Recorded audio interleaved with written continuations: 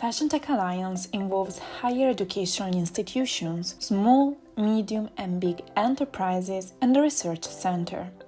This project has been co-founded by the Erasmus Plus program of the European Union and is aimed to facilitate knowledge exchange between partners and to design and pilot learning experiences to engage students in a fashion tech residency program, embedding young talents in the company's innovation activities.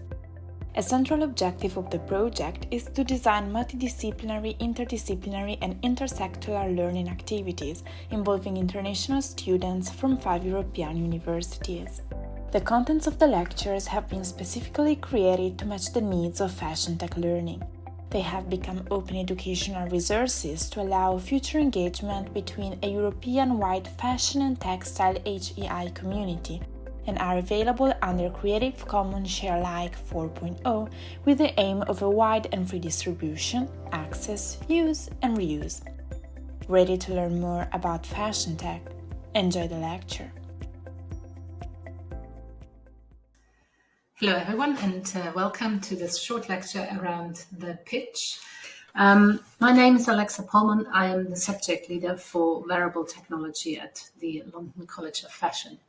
And for this context, I think it's quite interesting to consider that the pitch, which often is being held around ideas when you look for funders or innovations, when you look for funders or people who you want to convince about your idea and your project being worth having a look at. I think within the fashion, it's quite funny because we probably wouldn't talk about the pitch per se, but then again, probably most of you have pitched an idea before. And I think the pitch is an essential part of yourself also describing your project in a way that sums it up. And therefore, it helps us throughout the project to some degree to clarify the reasons and the kind of wider aspects of why the project we are working on exists at all. So I think when you frame it that way, it suddenly becomes actually quite important, and it's often something that is left sort of for last minute. So it also makes sense to kind of consider this early on in your development. Now I'm going to, I've phrased this lecture around a couple of let's call it provocations for you to think about whilst you work on your pitch yourself. And I think it hopefully gives you a sort of framework to work with when you pitch, but also it might be that a lot of these things you have come across before, but have maybe done unconsciously. And even by bringing these ideas or ways to pitch in your work to the forefront of your thinking, rather than having them happen subconsciously, it also helps you to shape the idea of your project to some degree. So the first one I want to start with is that we should always name what we are working on. This, again, is something that might seem obvious, but I have seen this being left to last minute quite often. And even if it is a working title you're using that then ends up being the final project name, it's good to consider how important the name of your project or your idea is in the context of presentation. So there's many different ways of thinking about the name, and I wanted to share with you 3 examples to start with. So the first one is a illustration, or it's actually a comic strip from an American newspaper, and it's quite old. It's from 1940. It was actually developed earlier, but it ran across a couple of years. And it's called Crazy Cat. And the name has a K at the crazy and a K at the cat. So it actually is not written with the C as it usually would, these words. And the reason why I'm bringing it up, because recently in a conversation with a friend of mine where I was talking about the pitch with him, actually in the context of this lecture, he brought this comic strip up and he said, well, you know, it's really important to understand when you name a product, you also think about copyright. And apparently Crazy Cat, which I would suggest to look at because it's actually quite a nice comic strip anyhow, decided on this kind of wrong spelling in order to be able to copyright the name. And that is definitely something that you should be aware of when you work with technologies anyhow. But also then, of course, in the wider context of this copywriting, you have to think about whether the name of your product is already taken as a URL. So if you need a website, then would the name of the product be in that website, and does that website already exist? Now, this is name on a sort of functional level with all the economy around it. Then another example, of course, is something that you all have come across, the iMac, the iPad, the iPod, which probably none of you use anymore. It was a listening device by Apple, but I think it really is interesting in regards to that to know a bit about the history of this naming. So the iPod actually was an MP3 player, and when they developed the iPod, the story goes that they hired a special freelance copywriter to actually come up with the name. And what happened there is that they really brainstormed around what the iPod was in the context of this bigger family of products. And it really came to the point where the concept was circulating around a spaceship that you could leave, but you would have to return to refuel. And I think the prototype, therefore, was the pod in itself, actually inspired by the film A Space Odyssey 2001. So there is a story to that name that people can actually start knowing about and relate to through previous history as well. But at the same time, of course, it sits within the iPod, etc., as it's within the family of Apple gadgets out there. Now, I'm not assuming any of you are soon to build an empire like Apple, but I think it is an interesting example just to consider how important naming can be. And last but not least, there's a third example I want to bring where I'm actually looking at names in regards to whether they say what it is. And basically the name says exactly what the product is, it says it on the tin, or whether you're actually working on a more of a meta level. And for that, I think it's really nice to look into the film industry and how they have named their artworks. So one example that really kind of literally describes what is on the tin is, of course, 3 billboards outside Ebbing, Missouri. I don't know if any of you have seen the film, it's quite recent, but the film really is about these 3 billboards, and the 3 billboards are the name of the film. So at the same time, it of course happens on a meta level, but it's a strong image that people can keep in their mind, right? So it is really something that kind of sticks with you because you can create an image around it. And one of my personal favorite movie titles is actually One Flew Over the Cuckoo's Nest.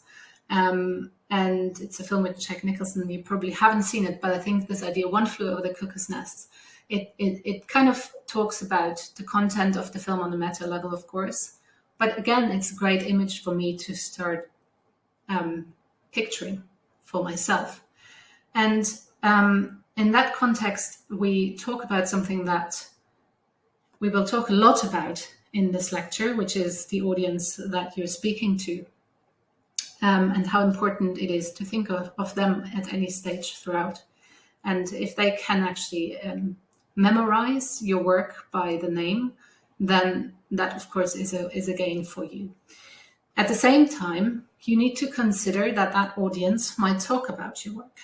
And if they talk about your work, they need something to title it. So naming your product or your experience or your project will help people to be quite precise when discussing work amongst, and your work especially, amongst other work.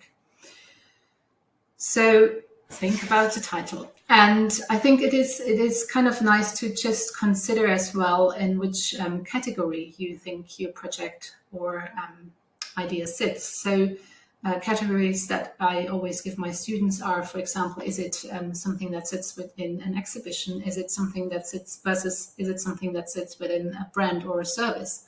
But also, is it maybe a film rather, or is it a magazine or a book? Is it a performance, or is it a podcast? You know, and when you have those categories, and even just if they are at the sort of border to what you're working on, it gives you some ground to research names as well and understand how these categories use names.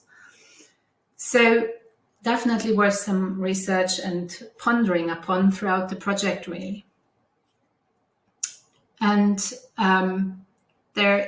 this really brings us quite neatly into the second sort of provocation I want to give you to think about in relation to your pitch, and that's the relate part. Now, we already talked to some degree about your audience, and I think we all are aware by doing consumer boards, customer boards, or user journeys, that the audience, of course, is an important part of our work. But you also have to then consider, when you are working on your project, that there's different ways that you can use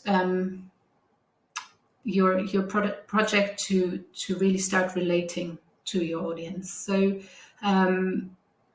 don't just think about the pitch as the moment where you have to relate, but think throughout the project about how your project can relate. So once you are in the room with someone, though, and you're pitching your idea, there's a couple of things to consider about them and about yourself in this room as well. So firstly, I think we all want to know who you are. So we can relate to your background, your reason for being in that room, your reason for working on this project. So do introduce yourself, no matter if you've met the person or the people in the room before. The introduction can be quite short, but I think also just putting yourself into this professional context, it is an important step to sort of set the stage for yourself. Now, often when we are working with technologies, we are working in a group. And what we see is that presentations are being led by maybe one individual rather than the whole group. If that's a group decision that you made, that's okay. But it's important still to highlight everyone else that has been working on this project for different reasons. Firstly, you don't want to seem like someone who's standing on top of everyone else, but also because it gives your audience some sort of confidence that there is a certain amount of knowledge in the room that have been working and developing this project. And there's one kind of idea that I've been introduced to recently that I'm going to share, and I think it's quite interesting, because if you don't introduce yourself, but you're being introduced by someone else, that person will talk much more highly of you, because we all tend to actually downgrade ourselves when well, most of us, probably not all of us, but it often happens that we sort of put ourselves not on a pedestal. So if someone else introduces you, they can say, this is our specialist for XYZ. And I think that is a smart way of also showing that there is a certain degree of knowledge amongst you as a group, or with you as an individual. So I think that is the first step, so your audience can really relate to who you are, because of course they're interested and here to listen to your project, but they also want to know who you are. That's human nature. The other thing, of course, is that sometimes it depends on the situation, but sometimes you might also want to know who is in the room. And that brings us to the pitch not necessarily being a one-sided experience, but that's something we will talk about a bit more later as well. The third provocation I'm giving you for your pitch is to situate. Situate in on two different levels actually. Firstly, you want to situate where you're at. If you are at a conference where there is a lot of specialists in the room, you can adjust your language to fit their knowledge or their understanding of the field you are talking about. If you are, however, talking to a audience that is maybe less versed in the kind of topic that's around your work, then you of course need to consider that, and it would be hugely arrogant not to do so. So what I often see happen is, especially in the context of technology, is specialists starting to speak about the work using a lot of jargon or abbreviations or things that really well, they are used to because they use it in their everyday life. But you want to make sure that people can access your work, and therefore you want to make sure that you don't fall into this pitfall of using words your audience would not understand. At the same time, talking about tech can be a little bit dry. So we as designers and creatives in general have a sort of better way of describing them. So that's where the other part of situate comes in. Situate your work in the bigger context. Again, we are talking about image making in people's minds to some degree here. So situate whether your work would exist in a certain realm of the everyday, whether it would exist for a certain group of people who need it for a specific purpose. Start describing that work. And you can do that by using your words, of course, but most likely you will have already done it to some degree when you photograph your work, when you make videos of your work. So what we are talking about here is really the scenario building around your work. And it is often that, you do a studio shoot in front of a white background, for example, and you, in order to really capture the beautiful prototype you have been working on, and often that's okay. But especially when you try to actually engage your audience in starting to imagine how this device might work in the everyday, how people would start interacting with it or how people would experience it. It's important to consider if there is a way to stage it in those realms as well. So those are the two main points of situating. So situating your work in a wider context, but also situating your work in relation to the people you have in front of you. Now, this one is one that is often kind of pushed aside for reasons of maybe you don't want to make people feel uncomfortable, but also you don't want to make yourself uncomfortable because you actually have to give the stage away. And whilst you are in your pitching and you're basically the person on stage, it is quite hard to break that flow and allow for anyone else to come in. Now, as designers, luckily, we often have things that we can hand out or things that we can have people try, test, or work with. And I think it is, if I have a presentation of, let's say, 10 minutes, of course, sometimes your time constraint doesn't allow for it, but you can leave something behind. You can hand something out at the end. You can allow people to actually feel as if they participate in some form in your work. And whatever the context of your work might be, even if it's in an exhibition, it is often that it's just a tiny little detail, like you can take something away or with you, that will keep the memory of your work alive to some degree after the people have viewed it. So that's something, I'm not going to dive much deeper. There's many different ways of doing this. But even opening up for questions in between, or just stopping for a moment and looking at your audience to see whether they are with you in this point of time, is something that often helps also yourself to sort of settle back into the room. And this brings us to my last provocation. And again, it's one that seems sort of obvious maybe, but also one where we really often see big projects and beautiful projects losing ground. Orchestrate. So when you work on your project and you have worked on it over a big amount of time, a huge work effort has gone into it, there is a lot that you can talk about. There is usually a lot that you can show as well.